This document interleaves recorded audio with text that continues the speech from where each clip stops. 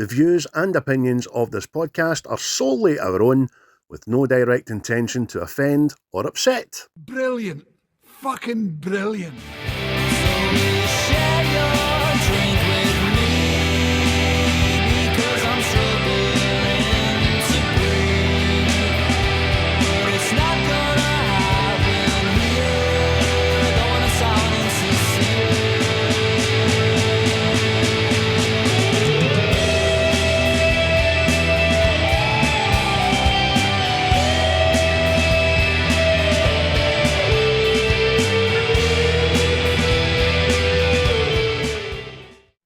Well, hello, we're back. It seems like we've not been away in quite a long time because we've sandwiched in a wee collaboration in between my last two episodes, but we'll talk about that in a wee while. Thanks for tuning in, everybody. Welcome to What's the Script, the very Scottish movie review podcast, hosted by myself, Craig, and of course, my cohort partner in crime, Chris. How are we, sir?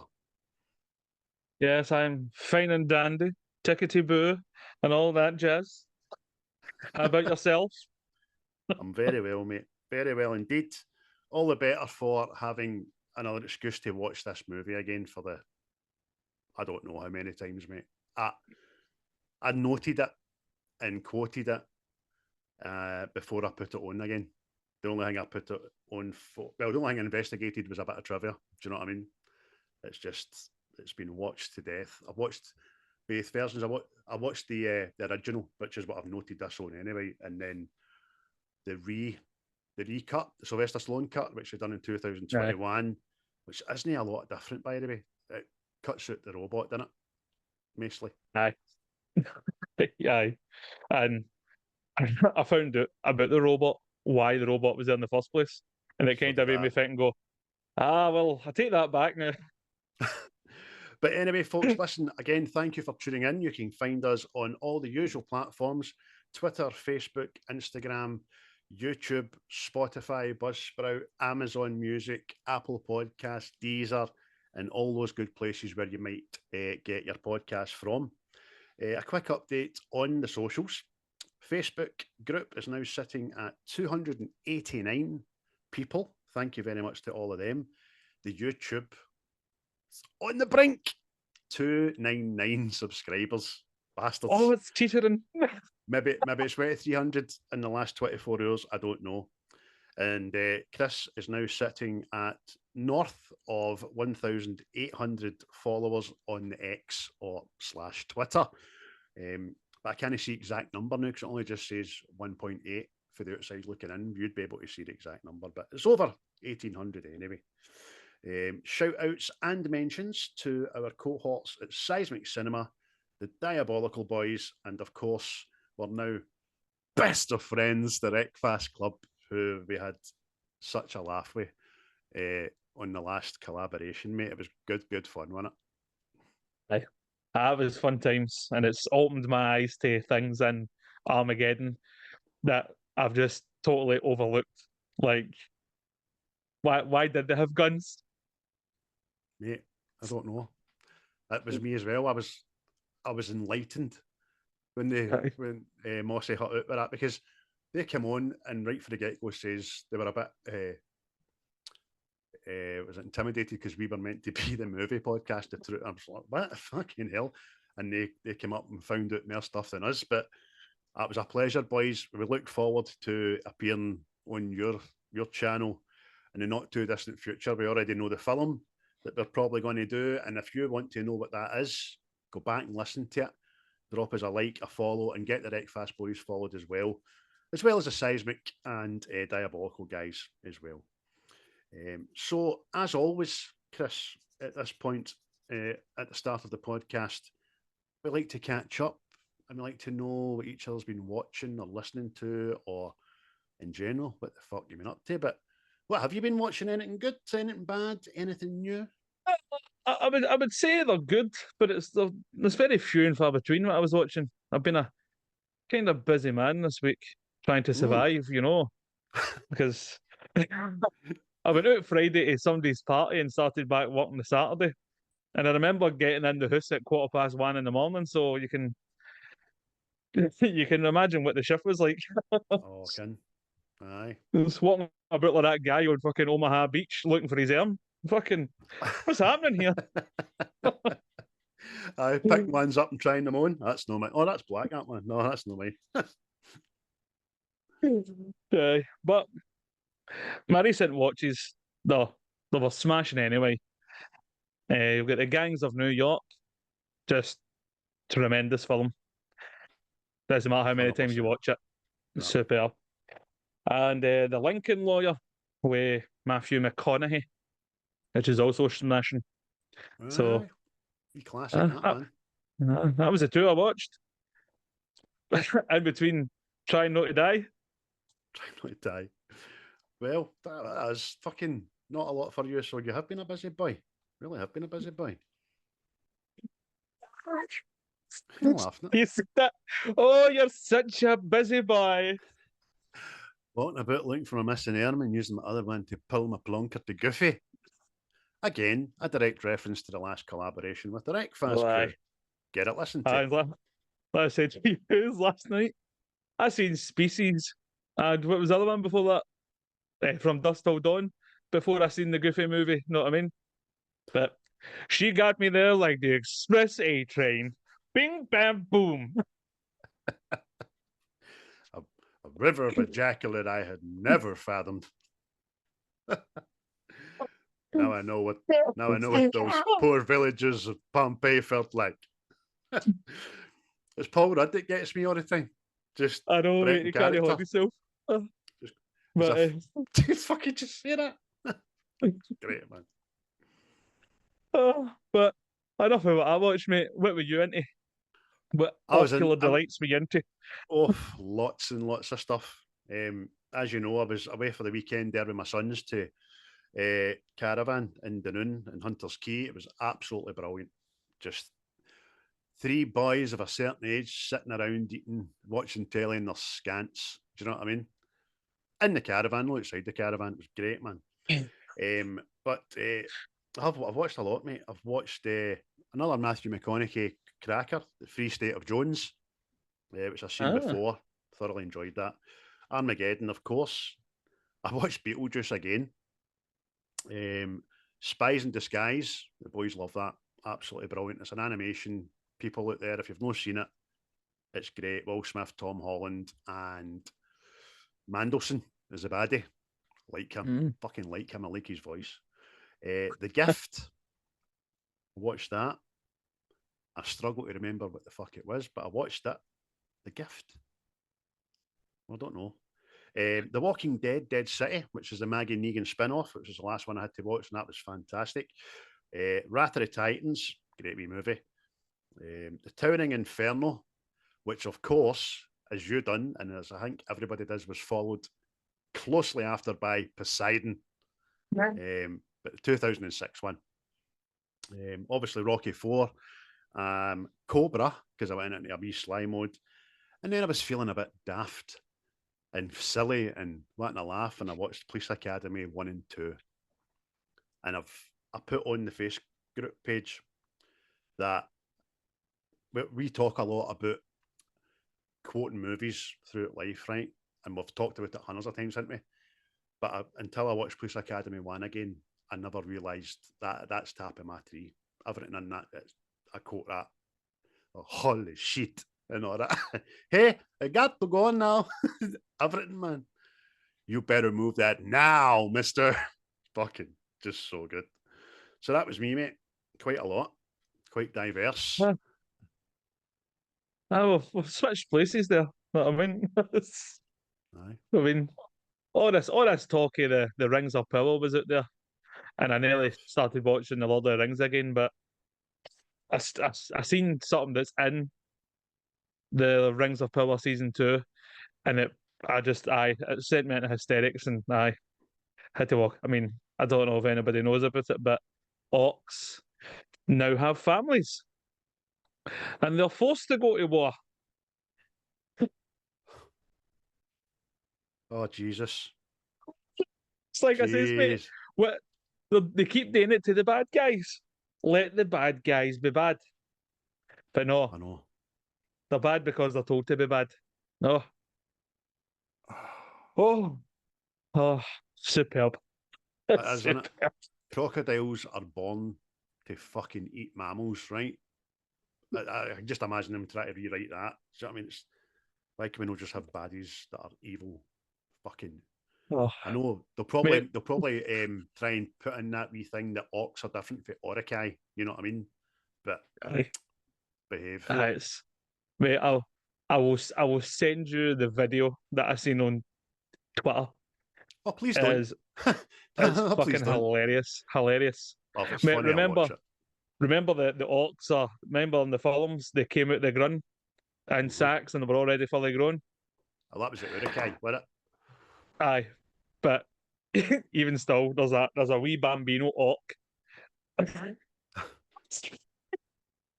Ooh. I'm not trying to imagine two orcs going at it. Oh, meat's on the menu, lads. Oh, can we have some meat? Oh, give me your meat. Oh, Jesus. Oh. Can you imagine the Orcs family coming into the maternity ward and all that to see the Wayne? That's a beautiful looking baby, isn't it? It would be like Tune the Fats sketch.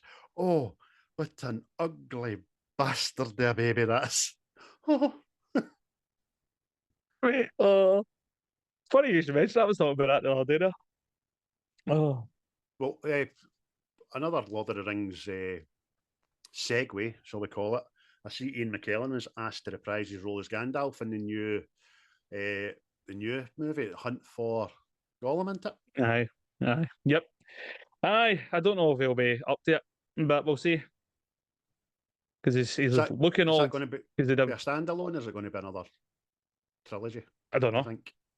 The Hunt for Gollum, whatever it is. So, but I'm sure there'll be super fans out there that'll know. But I don't. Aye. Just, Is it already been written? Is it a book? No, is it just a new thing? I think it's just an additional thing. I mean, there is like all sorts of this goes off in all sorts of different directions, and there's books here and stuff there that we won't know about as mere muggles. Know what I mean? But there'll be people that know what plenty of stuff. It must be in the books somewhere. Know what I mean? Because I'd be So, interested to know when and why they're looking for Gollum. Do you know what I mean? aye, It's a timeline kind of thing and who's going to aye. win it. But there we go, folks. That's a wee bit of what's to come in the movie world some point down the line. And it'll probably be here before Blade anyway. I don't think Blade's ever coming out, mate. I don't think it's ever going to get made. Nah. It's turned into the new Flash, except the Flash did come out. But less said about that, the better. Although I quite like that movie, to be honest. I think it's just funny. It's good. So anyway, back to this week. It was my pick of Chris's list on the last episode. And I was smiled upon by the cinematic movie gods that led my brain to pick bang smack in the middle. I'm sure it was number 25. And I picked Rocky 4. Tell us a bit about it, Chris. What's there left to say? If you've not seen this, I will never get you. It's boxing. It's Rocky. All the best bits of Rocky all piled into one movie. The soundtrack to the fight to the inspiration to everything. So if you don't like Rocky, watch Rocky 4 and you'll probably watch the rest of the Rockies. There you go. So Definitely. I couldn't have said it any better. And for a franchise and a standalone movie which is so boxing heavy, it's not about the boxing. It's not about the boxing. Just like all the Rockies are never about the boxing. it's a spirit of triumph and revenge. Aye. So there's Sly looked at it. We'll get to it a bit of trivia regarding like it was actually no plan to be getting made and stuff like that. Rocky 3 was meant to be the last in a trilogy, but we'll maybe get to that. It was released, mate, in the UK a lot later actually than the States. It was out in 1985 in the States, but we never got it over here until the January after Christmas, 1986. And I want to say I went to see it in the pictures. I really can't remember, to be honest with you. I would have been 7. So I might know I've went to see it. If I did, I know who I went with. It'd have been my mom's pal's boy who was 4 years older than me, Brian McDonald, who was Slide Aftman. But so who wrote, directed, starred in it, mate? And who else was the cast? Oh, well, funny enough, yeah, it was Mr. Sylvester Stallone. Oh, He had his horns. Oh, yeah, it was all yeah. Plus, he acted in it, surprisingly. But along beside Mr. Stallone, we had Talia Shire, Burt Young, Tony Burton, Dolph Longren, Carl Weathers, Bridget Nielsen, Michael Pataki, James Brown, and for some reason, the young son of Rocky isn't in it. So I had to go looking for his name again, and I don't think this is his real name, but Rocky Krakow. It's mysterious. It's mysterious with that boy because that's like Rocky and a mad Russian name with his face on it, like it doesn't exist. It's fucking whoa, mental, mate. The guys at ImDb just saying, just make something up, Davey. Just like, I don't know who the fucking cunt is. Just make something up. Mate, he's totally fucking dropped off the face of the planet. A lot of child actors do. I always hark back to the wee lassie at Aliens who done fuck all after Aliens. Do you know what I mean? Mm. But she's still dining. She's still dining out on it. Aye. Oh, you what? Fair play to her. There's people dining out there on one good joke they told in the pub one night. Christ, if you think she's bad, Anthony Perkins went from 1969 to 1983 without doing anything apart from Psycho 1, Psycho 2. And dined out in Psycho 1 for all the years because just wasn't that interested, but there you go. Music as well was by Vince DiCola, who has a heavy hand in all the Rockies, but obviously I don't know if he chose the playlist for this, and if I know Stallone's quite hands-on when it comes to music, isn't he? Aye, he is. He likes to have his own wee influence in it. Hence, like Survivor and stuff. But there was plenty of tunes on the go in 1985. Listen, yes, before we get any further, folks, it's your favourite part and mine. Chris, what was happening in 1985? Let's go back to the year. Well, since it was released in America in 1985, I just done 1985 facts, right? Of course.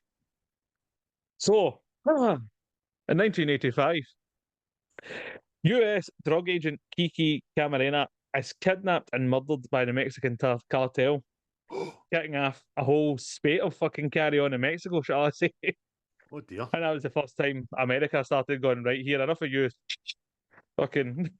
Right. So, the Australian soap opera Neighbours debuted. There you go. There's nostalgia for you, and there's a jingle in my dingle there. Loved it. Fucking loved it. Jesus Christ, look at that! You could almost say that maybe they know something or something else about a couple of animal crackers. What else, buddy? Coca-Cola changed its recipe and brought out new cola. But after such a backlash, they went back to the original recipe after 3 months. Put the Charlie back into it, folks. Aye. The people want the cocaine. I never knew we that. also had... that at all. No, that's mental, mate. It kind of fucking blew my mind. But we also had the Bradford City Stadium fire. That was the same year. That was horrific. That's freaky, that, by the way. If anybody... I don't know if it's still on YouTube, it might have been took down, but see the way that spreads, that's fucking frightening, that. It was Gabby Logan's, just sorry to Gabby Logan, his father, he was the manager at the time, Terry Orth, and she nearly expired, man, and her dad nearly get fucking caught in it and all that jazz, and it was horrible. Anyway, sorry, I digress. We also had Live Aid. Know what I mean? That was there. Everybody was fair enjoying themselves there. But, maybe not the people who had the AIDS, but... We're trying to raise money to keep the flies off the The baby's face is here. The flies are coming down and picking up the babies. Oh, it was horrible. And funnily enough, this same year is the year that the Titanic wreckage was discovered. So it was. The So it was. joint French and American teams. That's I was right. like, we bit of Titanic Bay there. Oh, please go back and check out our Titanic episode. That's a great fact. Obviously, I never looked into 85 because it was your turn this year. But great facts there, mate. I like them. Aye. But as for popular culture, we'll start with the films. And this people were sniffing glue in 1985. That is popular. Aye. There was a song in the heart, and everybody had kicks. Buzzing the gas and all that. This is an 80s child's fucking wet dream, and it just feels like, if you want to talk about the 80s, what I'm about to read after you all just pops in, right? It's always mentioned in the 80s. Right. So the first film, Back to the Future, came out. We had The Goonies, we had The Breakfast Club, Weird Science, Fright Night, Blue, Mad Max Beyond the Thunderdome. I stopped there, right? But there's fucking a plethora, to quote you, a plethora. Know what I mean? That's just 80s. 80s. Mate, see that last 10 seconds of information you afforded us there, it makes me just want to have a marathon of all the movies. That's amazing. What a fucking year. Aye, telling you. Even the songs, mate, right? This is just some of the songs, right? We had Born in the USA with Bruce Springsteen, Summer of '69, Bryan Adams. We Don't Need Another Hero. Aye.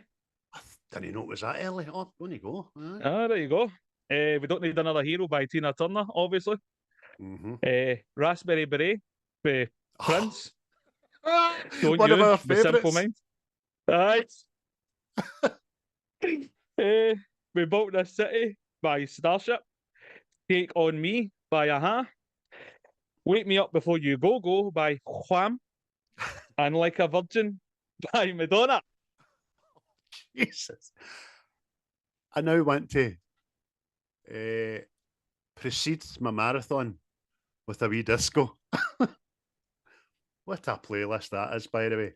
Aye. Just big hair, bright colours, and a can-do attitude. Aye, that was, do you know, I think 1985 was the year that was most prevalent, where every band had one of the guitar pianos. Aye. It was like a piano with a guitar bend on it. Would that be the same time with the piano fucking tie and all? Oh, aye. Piano tie or music notes on the tie. Aye. Oh, brilliant.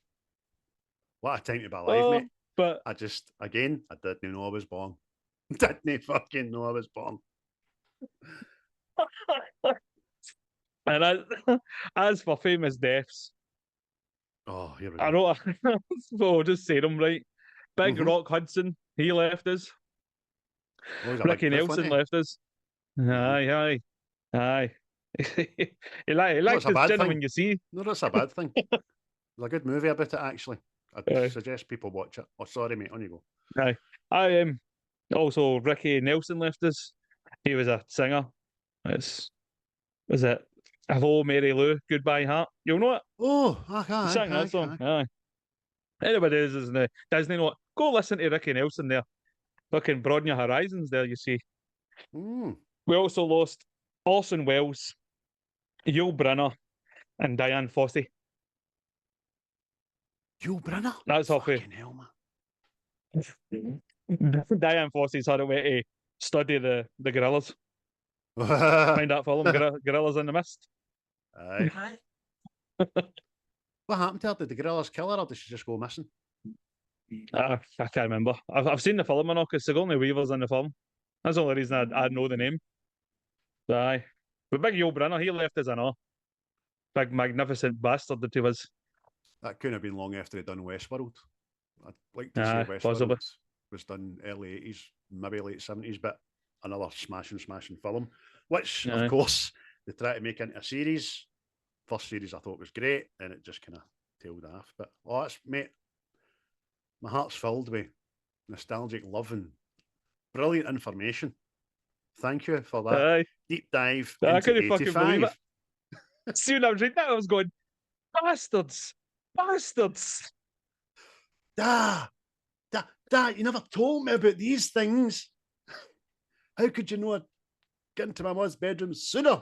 Brought me in here in this world. Then I'm looking at mine. What the fuck is the Mario movie? Fuck is that? Oh, the Bob Hoskins one. Jesus fucking Oh. Christ, man. Oh, it's so bad. So bad. Entertain that. I'm going to watch it one day, but just to, because I watched it in 1990 or 89 or something like that. No. Oh, that's just fucking nothing to do with Mario. That's nothing like the game. Oh, I need to watch it. So brilliant, mate. Thanks very much for that. Can you just remind us of the budget and the box office, please, for the movie we're doing today? Oh yes, mate. Well, the budget for this movie was a smashing $30 million, according to the interwebs, which is good gone, considering what was this thing the other week there? It's millions upon millions.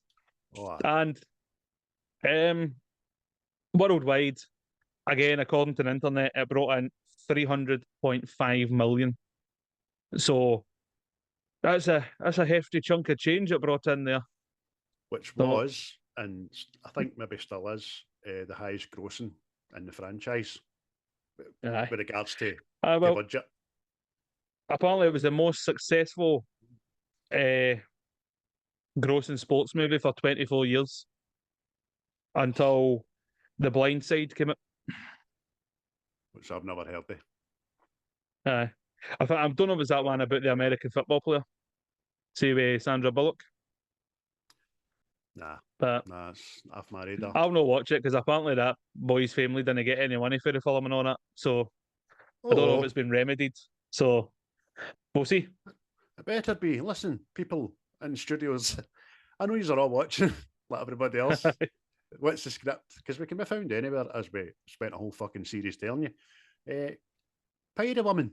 Pay the fucking family. That's a sin. I don't even know anything about the guy. I don't know what he done or what he didn't do, but I don't like that. Do you know what I mean? I don't like that at all. One thing I do want to say was, obviously, we did a deep dive for the awards of a movie.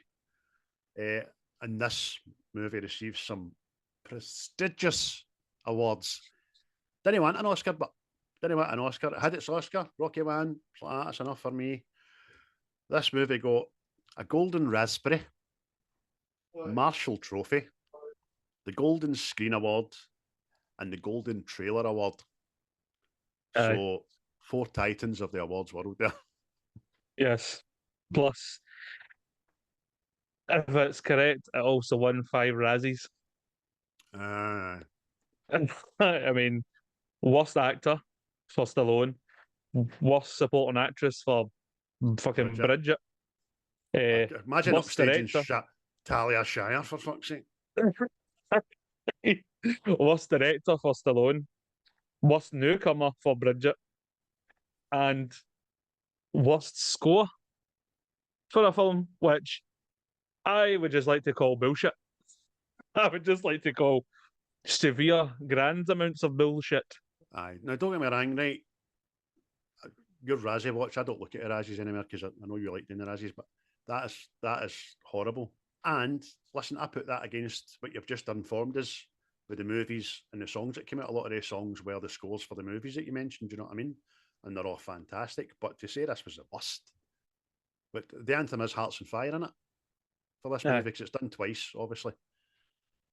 I mean, by all your rain, pish, Razzie people. Mate, the sound, I'm fuck, see, that's one of the things I wrote down. The soundtrack for this again is fucking on point. 100%. I mean, see, as soon as I mentioned we were doing it, people started singing the Hearts on Fire one. Mm-hmm. Like people like, oh, that's that fucking song, isn't it? I'm like, well, again, we're in different worlds to other people. I don't know what it is, but hey ho, if it were all the same, it'd be shite, I guess. I suppose it would be, but differing opinions has never been more evident. Usually, when we look at IMDb and Rotten Tomatoes critic scores, IMDb 6.9, which is just shy of 7, so that's kind of acceptable. Rotten Tomatoes 40% critic score. What you after? Aye. Know what I mean? What you want? Exactly. It's no every you can't have a sports film that becomes War and Peace. Know what I mean? No. It's just not going to be. Aye, that is what it is. But like we said at the start there, there's a lot more to this film than the boxing. There really is. And maybe a lot of these people didn't realise that until they went away and came back to it and went, oh, well, 1985, it had the balls to embrace the fucking conflict with the Cold War and the bad blood between Russia and America at the time and stuff like that, you know what I mean? So ballsy, quite ballsy for a studio to greenlight Aye, it and aye. Sylvester to write it. Big Sly was trying to fucking end the Cold War on his own. Somebody's like, I can do this with a fucking swipe of a pen here. I can do this with the fucking swing of my left paw. Watch this. Knock out a whole country of billions. For anybody that hasn't seen this or is wondering anything about it, a very quick synopsis is that Rocky agrees to accompany Apollo into the ring just one last time in an exhibition boxing match against the unknown Russian Ivan Drago. Drago, though, is far too strong for Creed and kills him in the second round.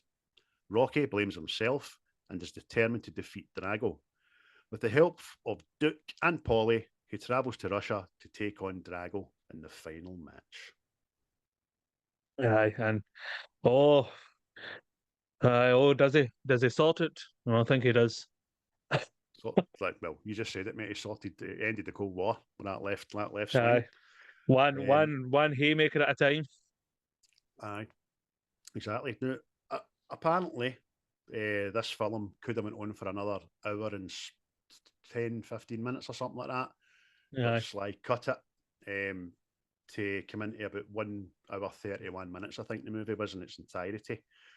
Pacing wise, excellent. The final cut, Aye. I thought. There's no room for a breath. There's no fuck about it. It just goes from one extreme to the other. Doesn't it? It's really well, man. Yep. Yeah, it's like you say, mate.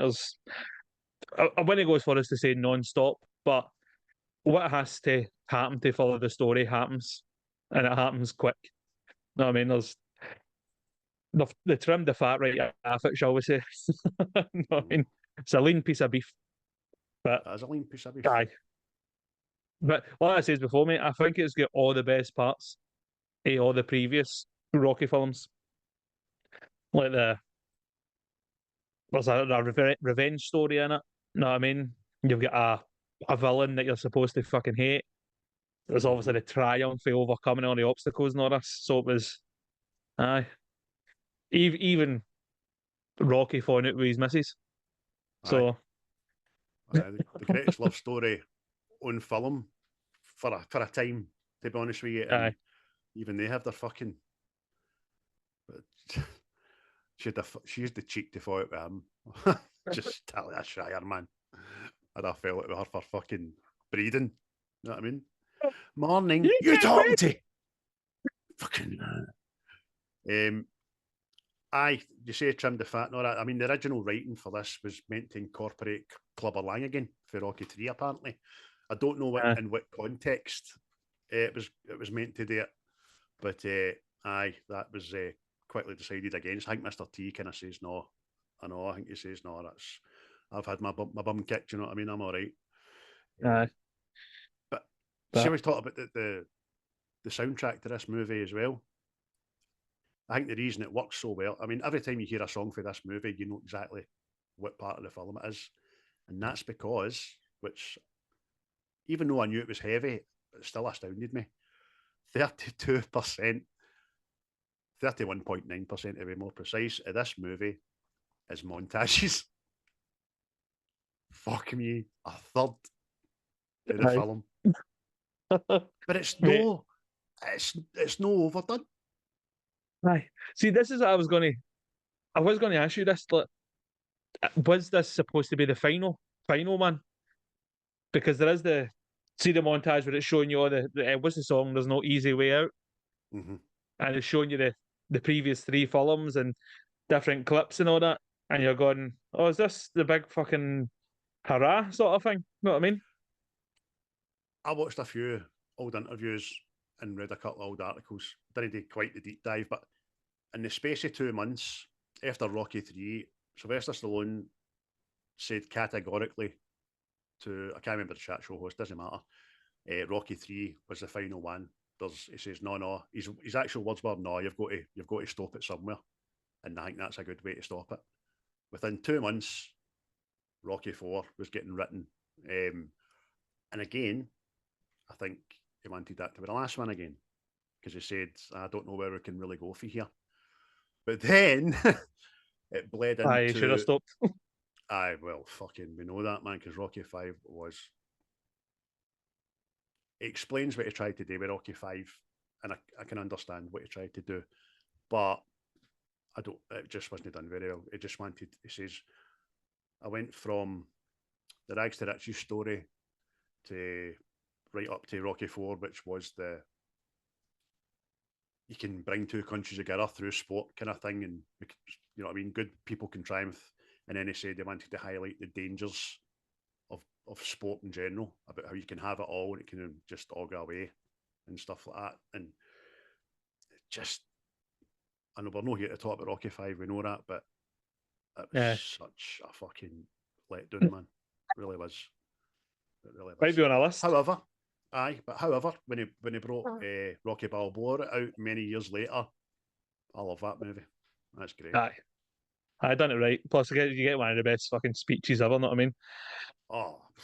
Fox said they'll be playing that to us when we go to war, man. What? It's not about how hard you hit. It is. So, it is. If I don't hit him and he doesn't die, then he's going to kill me. So it's a wee bit about that. You know what I mean? Aye. But I mean, as a film, mate, it's well, I actually think it's a lot of people's favourite Rocky. Aye. Well, it's mine. Definitely mine.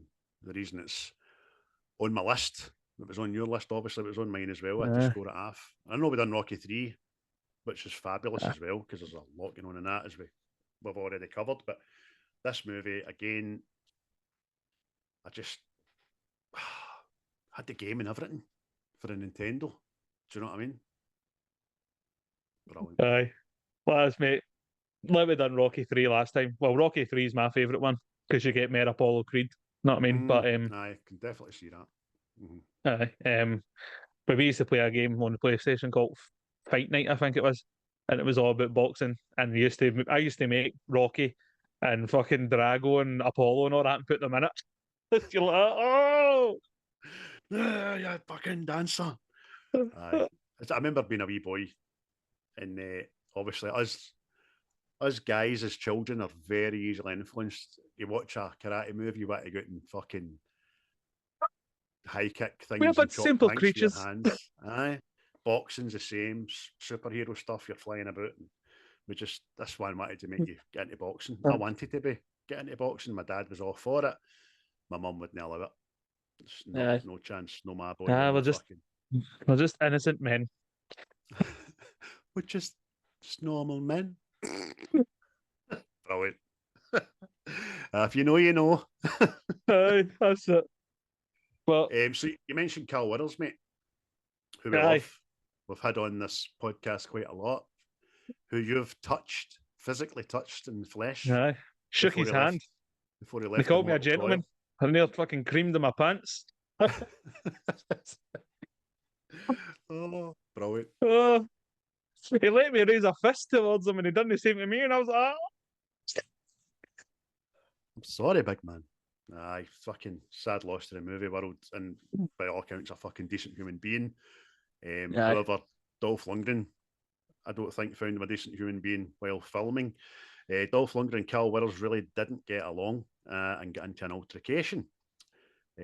Lundgren threw Weathers into a corner of the boxing ring, and after that, Weathers shouted profanities at Lundgren.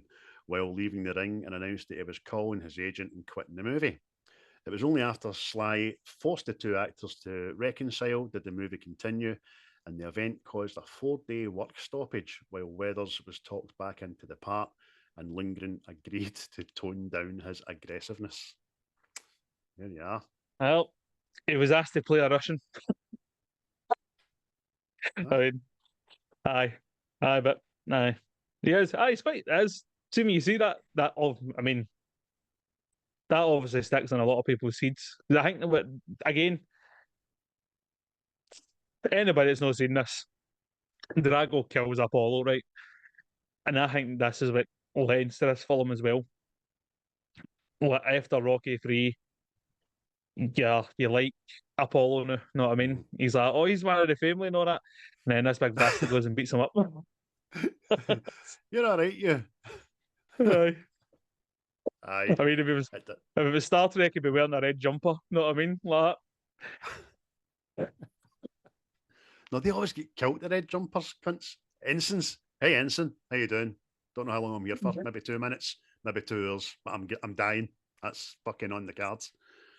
You're right, mate. As a wee boy, I remember it very well, being fucking traumatized when I seen it. No Apollo. I can imagine, we know what Americans are like. You know what I mean? Like fucking whoopee. And I was just sitting in the movie theatre as an adult at the height of the Cold War, seeing a Russian kill an American in the sports arena. Oh, must have just get our backs up for the rest of the movie. Absolute rage. And what I say, isn't it? That obviously, it helps the film. Know what I mean? Because I guess it would just be like another Rocky film unless you had a reason to really hate this guy. Know what I mean? And that was it. That's fucking kill my boy. Bastard it is. Bastard. And it's just the coldness of it, know what I mean? Because it's like, I guess they done that so it was to get the rest of the world that wasn't really involved with this shit kind of caught up in how everybody felt, sort of thing. Mm-hmm. I mean, we've already said about the Cold War being prevalent at the time, but this touches on the fucking use of drugs and everything in sport, anabolic steroids, which was kind of getting out of hand at the time. I think it was only a couple of years later that Ben Johnson was stripped of the gold medal in 100 metres and a lot more thereafter. But maybe it highlighted the fact that there wasn't really any dope testing in fucking boxing at the time. I don't know. Because they seemed to get away with it, no bother. Oh, aye. Jagged in the ass. Getting changed. Fucking, have you used any dartboards in Russia? Your ass is an office state. The size of that needle. That's like a fucking thermometer for a chicken. Wait, see me, you see that? See when that guy into his arm? I don't think like that. Jesus! Fucking, it's about your night. Aye, you're like, that's in the bone, that. Jesus Christ. Is that needle coming back out of there? Fucking hell, man. Absolutely great. It covers a whole range of stuff. Obviously, in the writing, I don't think a lot of people, it depends what way you look at it, I suppose, right? If you're American, you'll think one way. Surprisingly enough, it wasn't favoured too well in Russia. But I think Stallone done a good job of highlighting the arrogance of the Americans. Aye. Very well. It didn't make the Russians out to be the bad guys in any way. They turned out to be in the arena because they killed Apollo. It was meant to make you as a film fan sympathise, but Apollo was portrayed as probably the heart of America before it, about it's us and them. It's them, you know what they're like. And I don't want to say racist, that's a wrong word, but kind of indoctrinated into maybe the wider American people's way of thinking about Russia. Aye, because that definitely comes across. Because obviously Apollo's like my favourite character through the Rocky films, know what I mean? Mm-hmm. Apart from Rocky, but I was like that going, I kind of hope you're getting a fucking dune. Know what I mean? It was like you're ripping my knitting. So it's fine when it comes over. Hey, Paul, well, you coming out? Oh, I'm just getting dizzy. When he comes out to the house and he has his vehement about it and he's kind of angry How dare they come into our country and fucking try and show us up? It doesn't say that, obviously, but that's what he's meaning. That's why he's portraying it. And we've got to show them who's boss and all that. And you're like, oh, all right, okay. It's just a sporting event, mate. You're taking this a bit fucking personal, you know? Exactly. I mean, obviously, the first couple of watches, I'm like that. I don't get why you're being such a bit of a wanker. Know what I mean? But obviously, as older I go and fucking fun out about the world and all that. Know what I mean? Come on. Well, I get it now. But why did it need to be you, Apollo? Why could it not be Clubber? Maybe that's what it was. Maybe it was supposed to be Clubber Lang. Maybe. But I don't think that would have came across as well. Know what I mean? I think it had to be Apollo. Hey boy. Hey Rocky boy. Help me fight the Russian boy. Come on here like a real man. Well, what you cheeky bastard. I couldn't see Rocky avenging Clubber Lang's death, that's for fucking sure. Nah, exactly. But true, mate, as because the Russians, obviously, that wee guy, it's there, he's a bit fucking shifty. Know what I mean?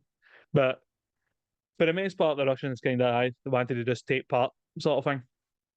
So amazing factoid about this movie, which I was surprised at, that all the Russian actors in this, there's not one Russian in it. That's like that guy for fucking Red Heat.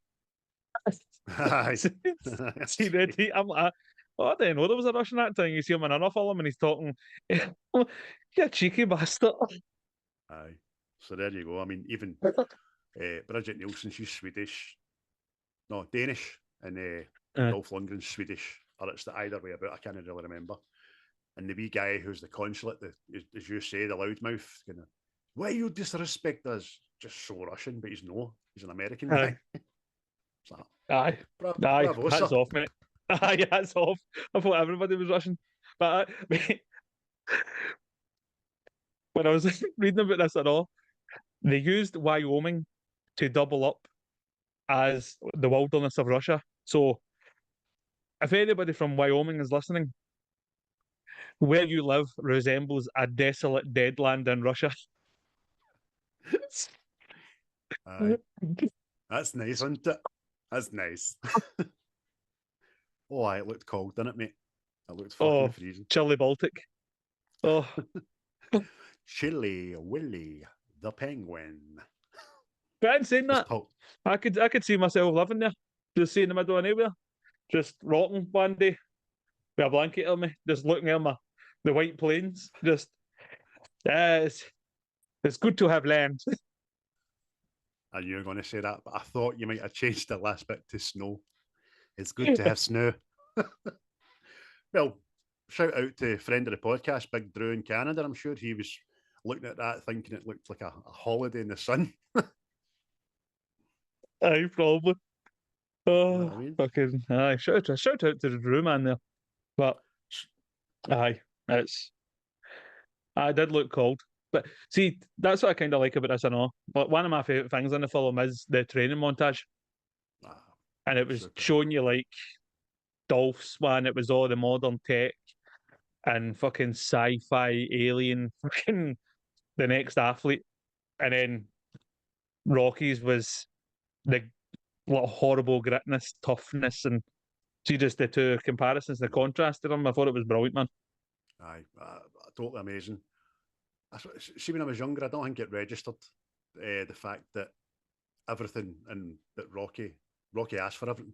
He asked to be isolated, and he asked for a barn, and he asked for rocks, and he asked for fucking lumber. And you don't appreciate that until you're a wee bit older and think, fuck, he knew what he was doing. It was about mental strength as much as it was physical strength with him.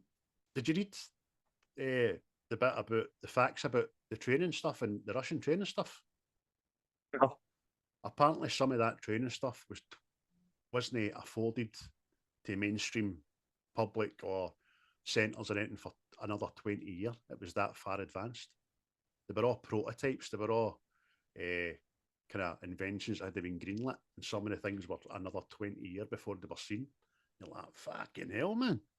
I better pull Sylvester's goat getting that. Where'd they go? NASA? Yeah, that's fucking that's weird.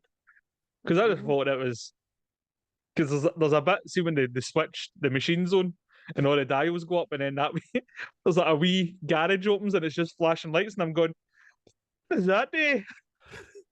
Is that Knight Rider coming on? What? That serves no purpose. No. But I suppose we'll get to the cinema as a wee bit later and a wee bit more in depth, but some of the fucking things just look berserk, man. Absolutely berserk. Dolph Lundgren, right? He, before this movie, this is his first kind of mainstream part. Before this, he was apparently a henchman in License to Kill. Or was it License to Kill? No, it's before time. It was a James Bond movie. It was just before it was one of the henchmen, apparently. But this was his first kind of mainstream role, and he was one of over 8,000, fucking 8,000 people that auditioned for the part of Ivan Drago. Dolph Lundgren was first turned down by the casting directors for being too tall, but later on he got his chance to send photos and meet Sly, who told him he had a good chance to get the part. But he advised him to gain 20 pounds of muscle in total. It took Lundgren several months to win the part. So, fair fucks to the guy. He's obviously persistent and knew what he wanted. Because apparently they had a different idea for the Russian and all. It was to be a big fucking berry a guy, a big hairy monster. So, but I mean, what a specimen that man is doing that film. Jesus Christ. Know what I mean? And obviously opened the door for him for the next kind of 5-6 years to a lot of big parts for him. Do you know what I mean? Like was it Punisher and He-Man, Universal Soldier, all that kind of stuff. I think Universal Soldier's the first thing I've seen him in.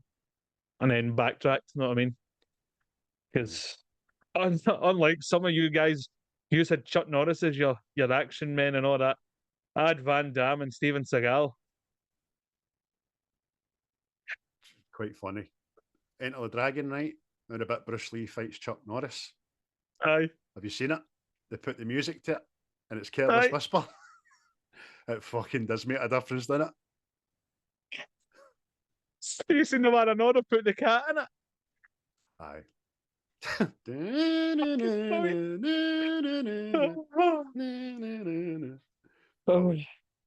Oh, superb, man. So there you go.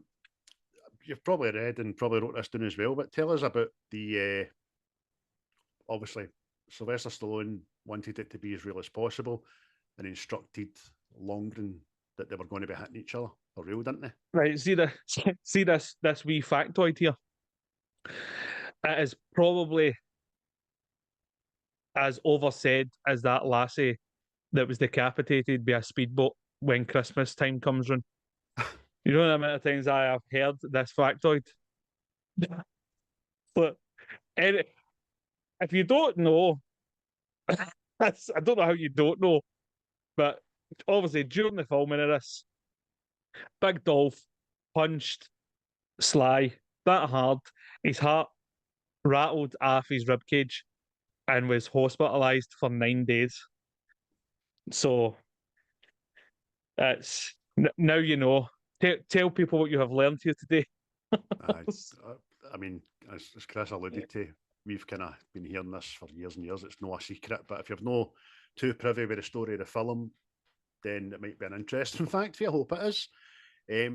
That being said, Dolph Lundgren was asked in an interview some years later about it, and he can neither confirm or deny that the whole story is true. He says, there was I remember Sly going to see a doctor, but whether that happened or not, I couldn't tell you.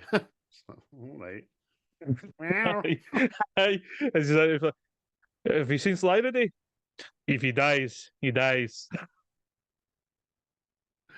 Aye, definitely. He's a method actor, as Dolph. Fucking no half. Did you know Big Arnie helped train him for the part? That's a good factoid, I know. That just shows you how much Schwarzenegger did fucking no like Sylvester Stallone at the time. That's how much they were competing. I wouldn't say don't like.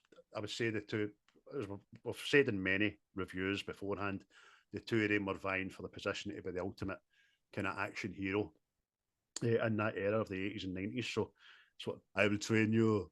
Come over here. What are you looking at? Aye, because apparently that's what Stallone was saying. He hated Dolph Lundgren because he was too perfect. Know what I mean? Fucking good looking, tall, muscly, and all that. Know what I mean? He's like, I wanted to beat him up. Okay. Good for you, mate. Aye, but as you said, that he did envisage the part being. I can't remember who it was that got cast for it, but it was far too big and it was far too muscly. And Stallone did say, "Look, nobody's going to believe that Rocky could fucking beat you, mate." So I had to look elsewhere. Aye. It's quite interesting. But I just want to give a special shout out to Paulie and his two fallings in the snow. It still makes me laugh. Always. Aye. Fucking always, mate. Ah! Ah! Wait, I do sometimes. Aye. Again, quoted to the day we die. If I have a wee trip. Ah!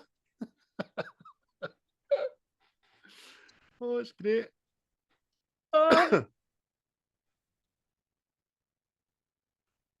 There was a wee factor about Tony Burton beating fucking Stanley Kubrick at chess. I don't know why I wrote that down. That's a lot of shite. Bridget Nielsen, obviously she was quite prevalent in a lot of Sly's films round about this era because it was pumping her. Fair play to you, wee man. I remember, do you know what I heard, or I was told, probably a myth or a fable, and it just always stuck in my head. It's probably just something one dude says to another dude in the primary playground and it just sticks with you. And I was told that Sylvester Stallone and Bridget Nielsen got divorced because Sylvester Stallone couldn't get it up, and he used to pay people to come in and pump her while he sat and watched. That's probably no true. Somebody told me that as a wee boy. Just totally stuck in my head, but to this day. It just shows you how times change. But the solidness of these random celebrity rumors don't. Like, when I was at school, it was Marlon Manson had his ribs removed so he could give himself a blowjob. That's right. That's right. But I want that to be true because we've all tried it. We've all tried it, boys. But do you fucking say you've no? Doing the bicycle. What are you taking toilet. Gymnastics for? Never you bloody mind. In the words of Bill Clinton, I retract that statement. I did not have sexual relations with myself. But they didn't get married. They didn't stay married too long. Old Bridget and Sly. It was the fucking married in December '85, and they were divorced by July '87. So it was a weird partnership because she is the fucking height of Dolph Lundgren, and Sylvester Stallone's not very tall at all. Aye, she's a bit. She plays. I was going to say she plays a part well in this, but she's not in it much. But when she is on screen, you just get the. You're a crafty bastard. You're up to any good. You know what I mean? So. She did reprise her role, didn't she? In Creed 2 with Dolph. Aye. See, that's what always annoyed me. No, I mean, it wasn't up to much either, but it's like it kind of answered some questions I had after this because it's like, okay, Rocky beats Drago in this, right? But that's not the end of Drago as far as I would see it. Drago could go back here and fucking just start cleaning up because he'd battered everybody else, know what I mean? Aye. So it's like, what happened to Drago? I know. See, in this day and age, they had another 2 fights already signed for after this anyway. Do you know what I mean? That's just seems to be the way of boxing. Do you want to fight me? Only if you fight me 3 times. What? Aye, L15 year. Beg your pardon? Aye. I just can't wait to retire and I see fucking Tyson eventually fight fucking Joshua. That'd be funny. If Tyson's still boxing, if he still wants to do it, because you'd never know. What's the other thing I was going to say to you, mate? a wee bit of trivia was that during the training montage, Rocky grabs a black and white picture of Drago off his mirror frame and crumples it up, just like Apollo did to Rocky's picture in Rocky 2. That was nice. Mm-hmm. I like that. Aye. A wee throwback there. A wee, so what does it call it? Easter eggs there. Aye. All the true fans will know. Know what I mean? See, now, I can't remember what this was on. I'm not sure if it was on a podcast or I can't remember what it was, but it was like a daft fan theory, right? Because I always wondered, right? Why did Rocky no throw the towel in, right? I knew I get it. It was like Apollo didn't want it to happen and fucking all that shit. He wanted to go out on his shield, so to speak. But I can't remember who it was, but they were like that. That Rocky actually wanted Apollo to die, and that's why he didn't throw the towel. Because you know how when they have a fight at the beginning, you know how it's like the end of the last film and it's the ding ding, and we all, who won that fight? Well, this I can't remember all the ins and outs yet, but it was along the lines of Apollo won it, right? And if he won it and like Rocky threw in the towel, Apollo would have said that he beat him and all that shit, you know what I mean? And it was like Rocky didn't want that to get out there, so he let him die in the ring. And I'm going, that's fucking dark, that. That's horrible. That's horrible. That's a conspiracy theorist I don't like. You know what I mean? There's also a big what's the word?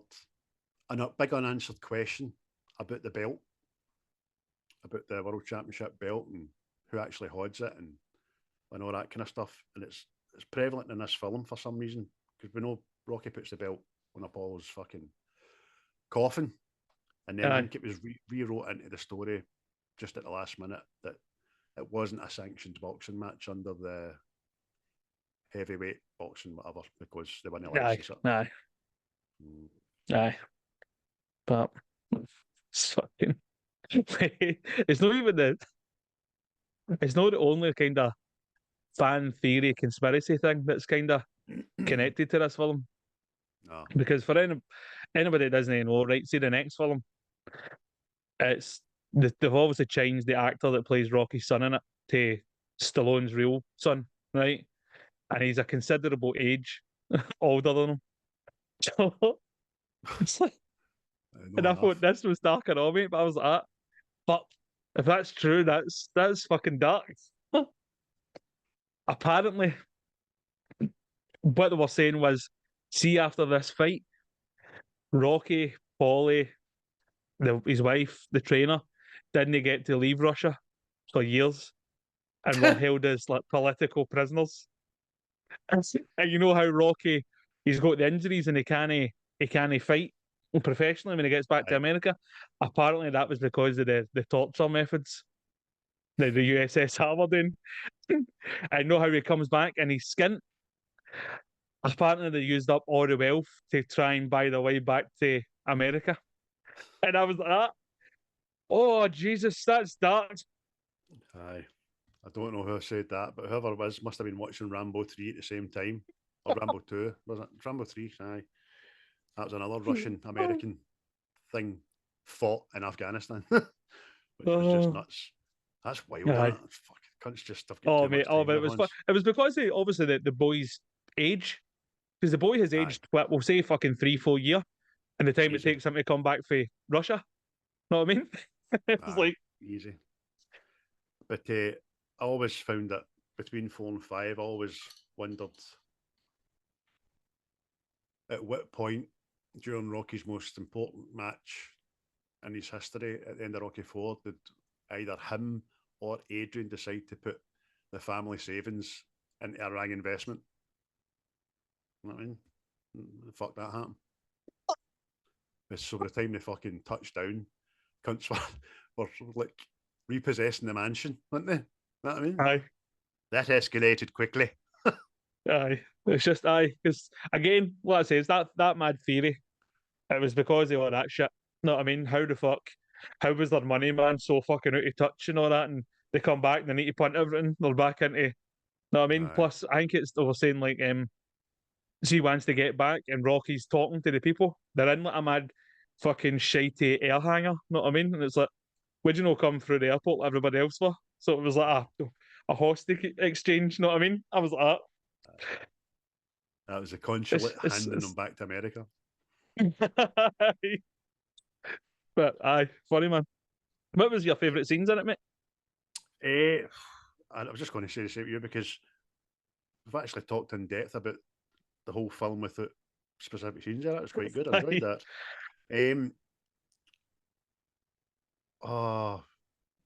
Just going to pick the whole. Right, I'll just pick one. The whole Creed Drago fight was tremendous.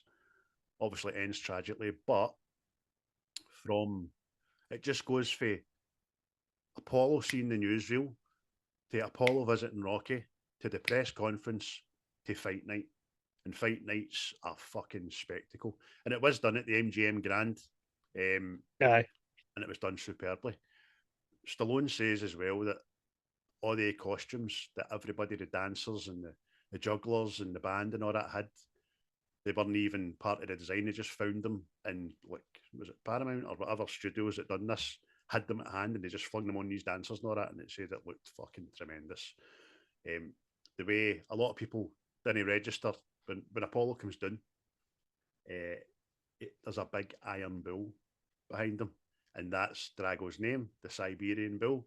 And fucking obviously Apollo's dancing, and he just does that bump, and the Siberian Bull breaks apart. But Dolph Longren says he broke character in this as well, because to his credit, Dolph Lundgren's credit, it was his idea to change Sylvester Stallone's mind about how to play Drago. Sylvester Stallone wanted to be a wee bit mouthy and a wee bit thingy, and Drago says, no, less is more, just more intimidating, blah, blah, blah.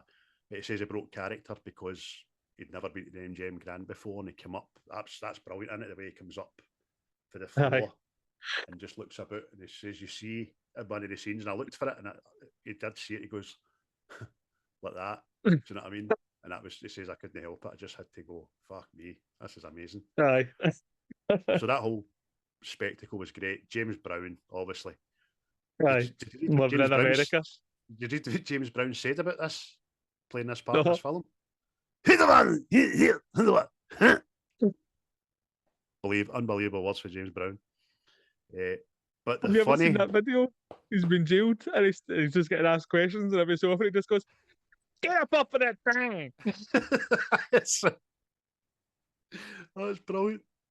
But before I hand it over to you about your favourite scene, I just want to give a big shout out to James Brown's band, who just looked like Sexual Chocolate that are coming to America. And there's no hesitation, honey. Sexual Chocolate. It's fucking good. So good, mate. Aye, mate, that's one of my favourite bits, man.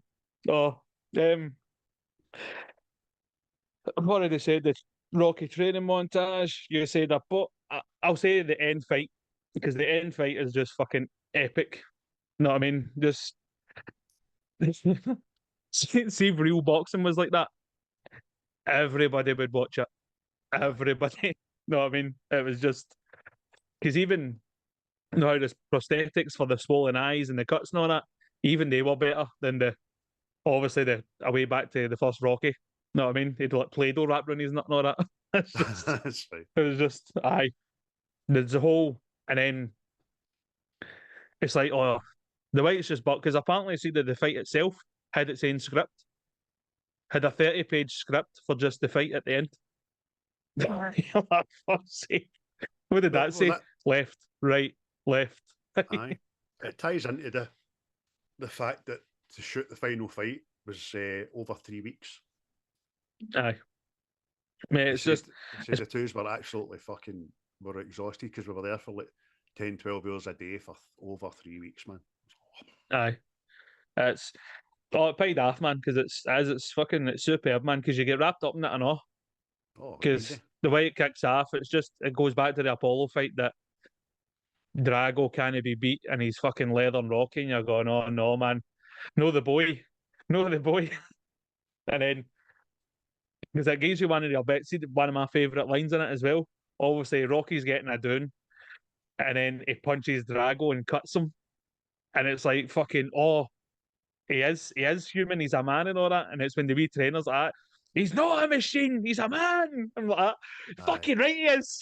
And see when he's saying it, he's not a machine, he's a man. You just hear the ding, ding, ding, ding, ding, Aye, ding, ding, you're like, music, don't fucking, you? aye, here we go, here we fucking go. I can. You mad Aye. bastard, you. As you like to On say. my teeth. Oh, you're right. Oh, You're into it. that's mate, you get fucking whipped up, mate. Aye. Because even the wee And it's like, commentator, he's cut, the Russian's cut, and it's a bad cut, as if this is the most shocking thing in sport. This guy's a human. And as Aye. he's shouting that, that's when Drago, for the first time in his character, gets a bit of doubt and just, you fucking cut me, you cheeky bastard. Aye. Exactly, mate. And it's just everyone can see the crowd, and all the crowd's all fucking against Rocky and all that shit. And as if the fight goes on and on, you hear the wee commentator says, "Oh, a couple of cheers for Rocky," and you're like, "Yes, he fucking won the mayor." Aye. Okay. It's start to finish. It's You're up absolutely on your amazing. bed chanting at the telly. Yes. Right up until it gets the microphone. And apparently that big giant speech, which is excellent, was ad-libbed. It was just done there on the spot. Nobody knew it was happening. But obviously the co-director was like, fucking keep going. Do you know what I mean? Aye. Amazing. Aye, I can change. That can change. Everybody can change. Nothing's like that. Yeah, fucking brilliant. Aye. Why don't you change your bastards? Rocky's spoken. It's out of the norm for favourite scenes. I want to give a special shout out to the scene where after the funeral and Rocky and Adrian are at the top and bottom of the stairs and they have that back and forth dialogue. It was far too long to write down or ad lib, but as much as I slag Talia Shire, fucking Continental tires before I slag them. Oh, you rubber, aye? I know. Oh, Jesus. I thought the two of them were perfect there. Like you said at the start, it's a chink in the armour of their marriage. It's the first time we see it, isn't it? And it's all because, but she does say to Apollo, I know she thinks she's wrong. I think you're wrong. I just don't want to see you getting hurt. And then she's just being a woman. She's just being a wife. Again with Rocky. She's just seen Rocky, your pal's just been killed and knew you want to be next. I don't want you there. I think you're wrong. And then she says what he doesn't expect and we don't expect, you can't win. And that fucking wrap around Casio I gave you at the start of the movie, use it back in. Aye, you know what? See if I can't win. The fuck are you stunning in, you cheeky bastard? One year There's a staircase to get to this staircase, I'll have you know. One year they scants that I'm ripping off you later. One year aim, didn't I? Yeah, cheeky bastard, you. That's a great bit of dialogue. And it's one of the very few lulls in the pacing of the film where we need to just reset and find out what's going on. They're few and far between, but they all work. Yep. Nah. It was, mate. It was good. It was, again, it was kind of like the hark back to Rocky 3, where she says to him on the beach, know what I mean? Except it's flip side, know what I mean? Instead of inspiring him, it's not here, listen. I mean, you're not quite the fuck machine you used to be, son. I'm telling you now. You're not a fuck machine. You've got a ruptured spleen. Meanwhile, the whole time, Paulie's in the back with his fucking sex robot. Happy birthday, Pally. We need to talk about this robot. Yes, I was going to work up to that. On you go, mate. Tell the people. Mate, right. Again, watching this, the robot, it's Paulie's birthday present. It comes out. Happy birthday, Paulie. Plays a mad fucking daft song and all that.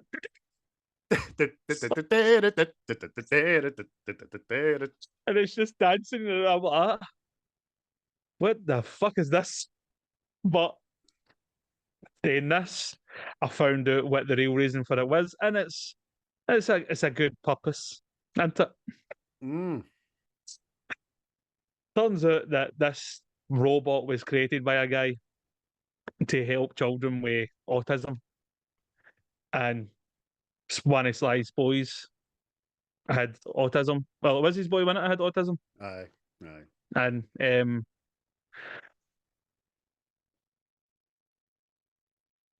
to kind of get it out there, to promote it, sort of thing, wrote it into the film. You know what I mean? Which, now knowing, you kind of feel bad like that. Get that to fuck. But then again, Sylvester Stallone saw fit to fucking write it back out again in 2021. You're like, Aye. but no anybody will know that unless they look it up. It was to help children with learning difficulties, autism, ADHD, which special autism wasn't recognised back in 1985. It was just that fucking cheeky bastard Wayne. You know what I mean? That's what the society would call you. Bastard there, Wayne. A bastard. Is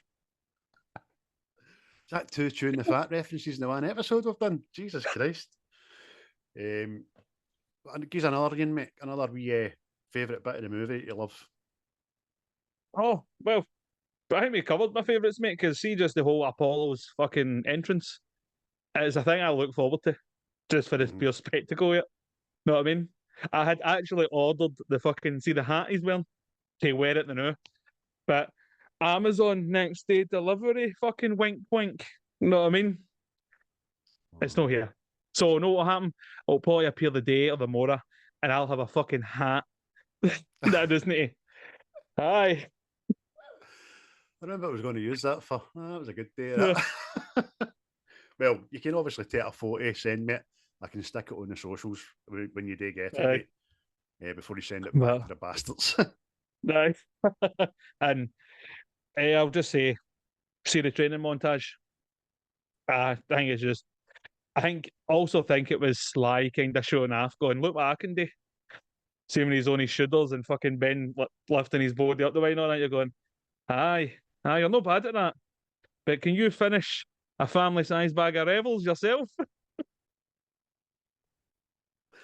Aye, you need to eat the coffee, mans. You do. I like coffee, sweeties. Aye, that'll never no be impressive, that. Fucking holding your legs in midair. Just as much as the sit-ups at the top of the barn, when he hods it at the end and then slowly lets himself down. I'm like, you fucking magnificent bastard, you. I hate you. Know what I mean? It's fucking... He does a power lift of a horse-drawn cart with Adrian, Paulie and Duke in it. And he said that was, he wanted to get that in there as a tribute to one of his heroes. It was a guy who played Hercules in the 40s or something like that, whose name escapes me. He said it was a fucking struggle, but he got it up there. And that, you're right, mate, the training montage as well, they synced in well, back and forth for Russia to America. Well, not both from Russia, but Drago to Stallone, doing the kind of same exercises with different equipment. It was fucking fabulous because Drago was obviously powerlifting, but he was lifting up a horse and cart and all that. Rocky was running up a mountain while Drago was on a treadmill that was escalating, and that looks fucking. That looks fucking hellish, man. His knees hit the treadmill before his feet. Aye, and again, that training montage we see that we've not seen, and it's emotion for Drago. He's struggling because it's fucking that so. See that thing he's in, I know, mate. It's as much as he is the bad guy, man, he's a tortured soul. Of course he is. You know what I mean? Just a room full of people like that. Nah, one more, mate. What you mean? Fuck's sake. I'm bleeding through the eye here. One more. Up the stairs. Aye, I suppose the writing is meant to make us believe that he's a manufactured product of the Soviet government to come over here and embarrass the Americans in their own backyard. But so you're probably right, mate. He's a tortured soul. And then I think Creed 2 kind of alludes to the fact that his country fucking shunned him, really, didn't they? Yeah. Yep. Yeah. Yep. You're a fucking disgrace of a man. Getting beat by a little midget bastard. Have this turnip and go away. You'll be locked in a room and forced to watch Masha and the Bear every day for 2 hours. Sit there and take 1 imperial credit per second, or I beat you like old shoe. Here's famous Russian story about bag. I don't want to talk about this. Fuck me. I want to. Let's go into some cracking dialogue, mate. Let's use a couple of lines, mate, that just fill you with fucking pride. I've already said a couple, mate, but I'll say that wee guy just when they're talking about Drago measuring his punches. And he goes, "It's very simple. What's that? Whatever he hits, he destroys." Brilliant. Aye. But see the way he does that? See the way his face is and he looks like away? It's like you expect it to like freeze and go do. It's brilliant. It is. It's just throwaway, but so smug. You know what I mean? I'm killing the world, whatever it hits, he's fucking annihilating here. Aye. I'll give you one, which bring a tear to a glass eye at the time, by the way. And it's when they're going out to the ring in Russia, and Paulie just breaks character. It doesn't break character, but he does something totally against his own character. And he has a wee word with Rocky. Rocky's focused on it. He says, "Hey, Rock, there's a lot I could say about this man. If it matters now, I guess what matters is, no, that's me fucking, I'm reading Sly Stallone's fucking funeral speech here. Jesus, where is it? Aye, Paulie's like, "Hey, Rock, I know sometimes I act stupid and I say stupid things, but you kept me around and other people would have said, 'Drop that bum.' You gave me respect. You know, it's kind of hard for me to say these things because it ain't in my way. But if I could just unzip myself and step out with someone else, I want to be you. You're all hot, Rock." Kisses him, man. Try not to get, "Oh, Paulie, you mad wanker." But then, Rocky steps into the ring. Paulie goes, "You know, Rock, all that thing I said before," and he goes, "Aye, forget it." Thanks for that. Oh, brilliant, man. Oh, again, a wee line in Russian for Drago when he's been punched off Rocky. He sits in his wee corner and he's like, "Oh, he's no human. He's like a piece of iron." You know what I mean? And you're like, "Oh." Aye, there you go. That's the first fucking chink in the armour, isn't it? Right after he's been cut, it's smashing. Aye. Obviously, we said with the trainer, Duke, he's not a machine. See that, mate? It's fucking tremendous, man. Aye. Me and see my young brother Div used to say that about a lot of fucking things, man. just pure stupid, man. But back to Lord of the Rings. See when Aragorn's fighting with the Hidorokai, and he stabs him and all that, and he's like, "He's not a machine, lad." What's the right thing here? Duke is a very underrated character in the franchise. Another guy that's sadly no longer with us. To be fair, he doesn't get a lot of airtime in it. He's always just been Apollo's trainer up until we got a better look at him in Rocky 3, as you said there, where him and Apollo are kind of inducted into the family. Hey, we're in. You know what I mean? Good guys. In this, I don't think I wrote it down. I didn't. When he comes up to see Rocky, "Hey, champ, how you doing?" And then he has his wee heart-to-heart with him about Apollo. Apollo's like a son to me. When he died, a part of me died. But and then he says, "You're the one," about 40 times. "You're the one that's next in line. You're the one that's making the tea. You're the one that didn't pee in the toilet. You're the one." But I'm taking a piss out of it, but it's a cracking wee speech, man. Aye, as mate, aye. I was going to mention that. Aye, because I did feel at the time like that. soon Rocky didn't throw in the towel and all that, and he's like, "I'll throw the damn towel." You're going, "You fucking come on, you come on." Aye.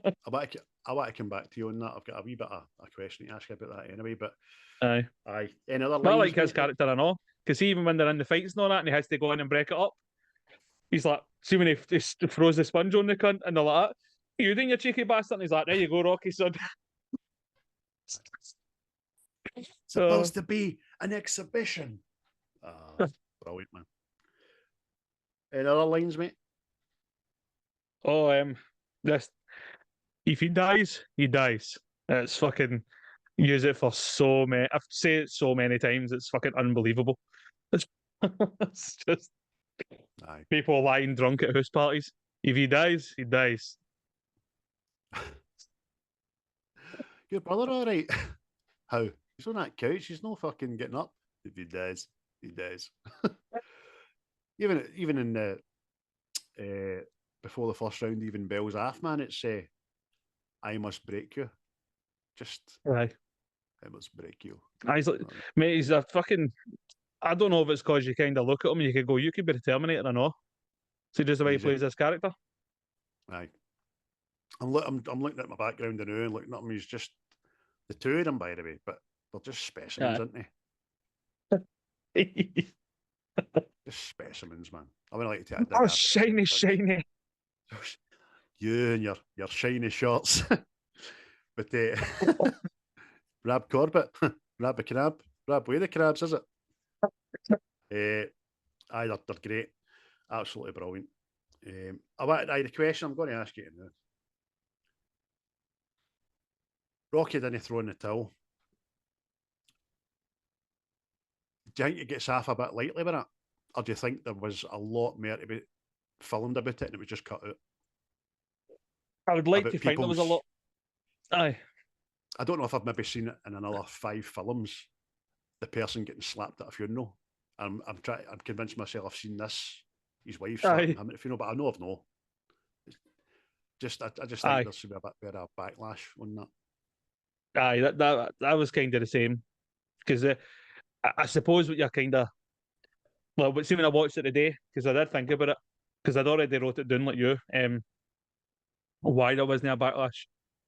Why Duke takes the day with him when he's got to fight Drago. I know the motivation would be, we're going to get this bastard back sort of thing, but you see at the funeral, you kind of see Duke in the background, see when Sly's talking, and Duke's fucking pure staring at him like, you're gonna get fucking hood justice, buddy. Aye. I'm going to run a zip right up your back. Duke's at the back of him like fucking Mirren's da and fucking Baywatch, Braveheart. When he puts his head down, he goes, aye, that was, man. It just, aye. That was always another thing with me, I know. Aye, look. You can obviously write it away as if everybody is fucking gutted that you didn't throw a towel in. However, they all know what Apollo would have fucking made you a promise. Do you know what I mean as well? But aye. Same time, sometimes promises need to go out the window for the greater good in that, for people's health. Aye, mate. Of course, mate, of course. But all in all, mate, I think it's superb. Everything about it. Spectacle, drama, overcoming fucking unbeatable odds. It's a revenge film to an aspect as well. It's everything, man. It's got the best bits. It's the only film in the whole franchise that you don't hear Frank Stallone singing. Weirdly. Aye. It's the only film in the franchise you don't hear Mickey's voice, but you do see a clip of him in one of the montages. And it's the only film in the franchise where neither fighter in any fight lifts his hands to block punches. Aye. Like I said, mate, see the first round would have been stopped. Modern day boxing would have been stopped. Aye, but it's a spectacle of a film, innit? It's cinema. It's pure cinema. Was made in China. No. Because they're just, well, for me anyway, you get pure engrossed in it, caught up in it. You get caught up in the story, going, oh, you bastard, you've killed his pal, aye, revenge, get him. And then it's this like, aspect of having to overcome a superhuman. Know what I mean? And aye, ticks all the boxes for me, really. Aye, you're right. Pure emotional investment is what I would call it, because you're reeled in, Yep. and you've no time to get back out again and have a cup of tea. You're just in there for the journey and the duration. So on that score, my man, I think we've covered quite a lot. Oh no, one more question. See, in the Apollo fight, when Drago and him, they just came out and they're dancing around and Apollo's jabbing him and all that. Know what I mean? The Russian trainer just shouts, "Yes, man, yeah." And that's when Drago fucking starts. I think that was Russian for plenty.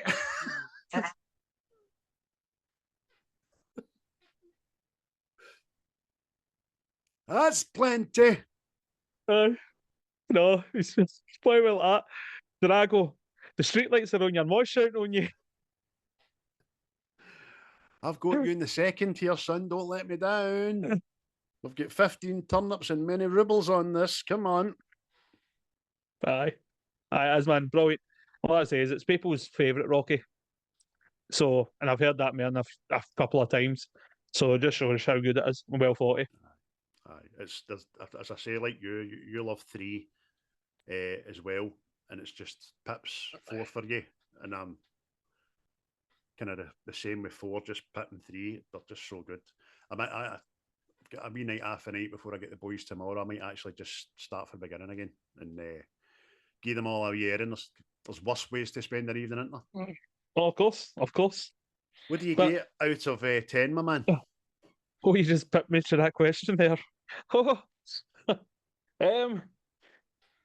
I'll give it a 7. I'll stay in line with a 7, mate, because I'm sure I gave Rocky 3 and 8, maybe. Right, okay. Let me But that just is a check close. It's close to being an 8. It'd be a 7.9 if I had my way.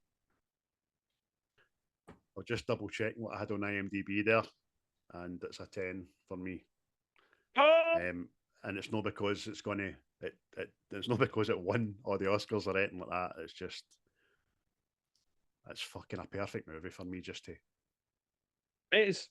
Get right Well, we had the DVDs, see the DVD box set, and my younger brother would put the 4th one on first.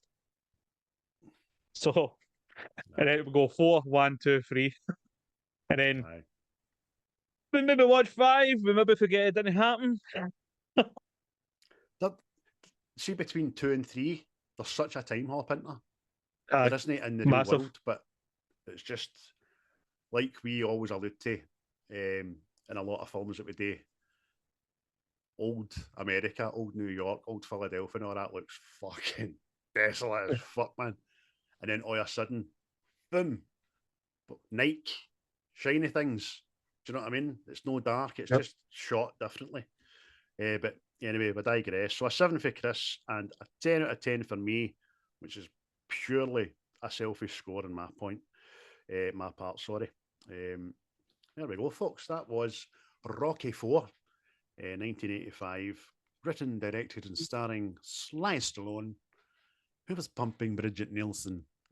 Or was he? Was he paying someone to pump, or was he sitting and watching, pulling his wee wire? Who knows? Let's hope so. Aye, I want to kind of believe that that's true, as fucking haunting as it is. I just believed it as a wee boy. So there we go, folks. We are, as always, available on all the platforms that I suggested and told you about at the start of the podcast. I don't wish to go over them again because I'm a lazy bastard, lazy man. It's coming up for 5 o'clock at night and I need to FaceTime my sons to see how they got on at school. But thanks for watching. Thanks for listening. We always say, do us a wee favour, like, comment, share. You'll be doing us a massive favour. Word of mouth is the best way to grow anything. And I mean anything. Apart from your willy, because the more I say it, grow, it's not happening. So word of mouth doesn't work in that sense. But unless you're a wizard. Leviosa. You're a wizard, Harry. Am I? Where did you get that? All right, there, tripod Potter. Hermione will like that in her fucking wizard's sleeve, let me tell you, young man, young sir. Mad fucking Rom just sitting eating sweeties. Oh, Harry. Mad Snape. Ronald Weasley. Potter. Oh, he's a sadly missed guy, I know, isn't he? Yeah. Nearly forgot. What's the next film, mate? What's the next film? I fucking nearly forgot about that. Well, sir, it is your pick from the list of Bruce of his cinematic classics. So 9, 17, 19, and 34, and 50 are all away. Probably better just letting you guess a number without saying that now, because there's a lot to remember there. Oh, well, since I went with your last choice, I'll now go with your first choice. And I'll go number one. Oh, you big jobby person. Next one is a comedy that we both enjoy very much.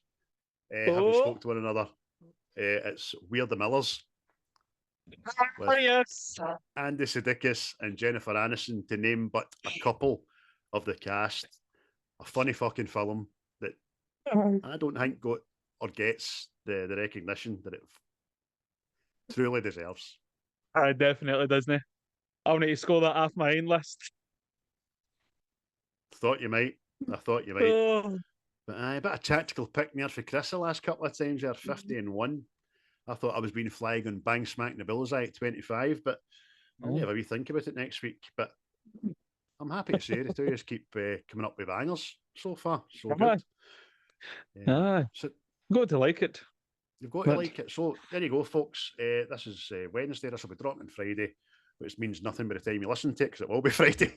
So just like to say thanks again. Goodbye from me. Yeah, it was goodbye from me. Cheery bye. You will never find a more wretched hive of scum and villainy. We must be cautious. The views and opinions of this podcast are solely our own, with no direct intention to offend or upset. Brilliant. Fucking brilliant. So share your drink.